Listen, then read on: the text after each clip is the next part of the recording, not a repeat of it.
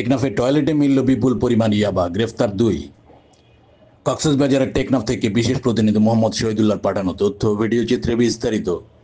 কক্সবাজারের টেকনাফে বিজিবি ও র্যাবের যৌথ সাঁড়াশি অভিযানে টয়লেটের ভিতর অভিনব কৌশলে লুকায়িত অবস্থায় 20,000 ইয়াবা ও 2টি মোবাইল ফোন সহ টেকনাফ পৌরসভার হাবিরপাড়া 8 নং ওয়ার্ড এলাকার আব্দুল মুনাফের ছেলে মোহাম্মদ শাকের ও গুরামিয়ার ছেলে মোহাম্মদ জাকিরকে গ্রেফতার করা হয়।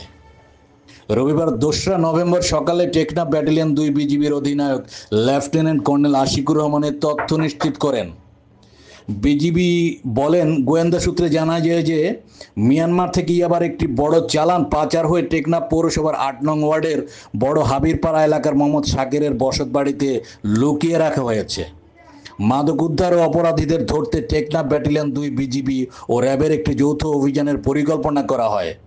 পরিকল্পনা অনুযায়ী শনিবার 1 নভেম্বর রাত 10:30টার দিকে বিজিবি ও র্যাব 15 সিপিসি এর একাধিক টহল দলের সদস্যরা সমন্বিতভাবে বড় হাবিরপাড়া এলাকার মাদক পাচারকারীর বাড়ি ও পার্শ্ববর্তী এলাকা ঘিরে রেখে দীর্ঘ 7 ঘন্টা ব্যাপী অভিযান পরিচালনা করেন।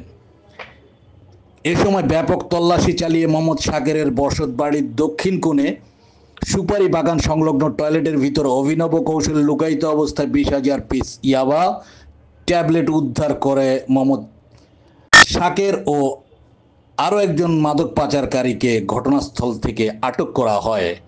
অভিযান চলাকালে এলাকায় বিজিবি ও র্যাবের উপস্থিতি টের পেয়ে মাদক চক্রের 2-3 জন পাচারকারী পালিয়ে যায়। তবে চক্রের পলাতক সদস্য বা আসামিদের ধরতে অভিযান চলছে।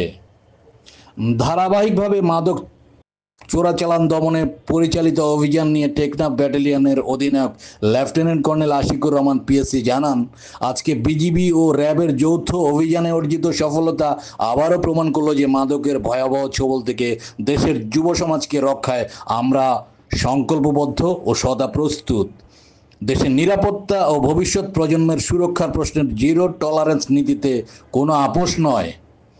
সীমান্তের প্রতিটি ইঞ্চি রক্ষা এবং প্রতিটি মাদক চোরাচালান রুখে দিতে 2 বিজিবির অভিযান আরও জোরদার করা হবে।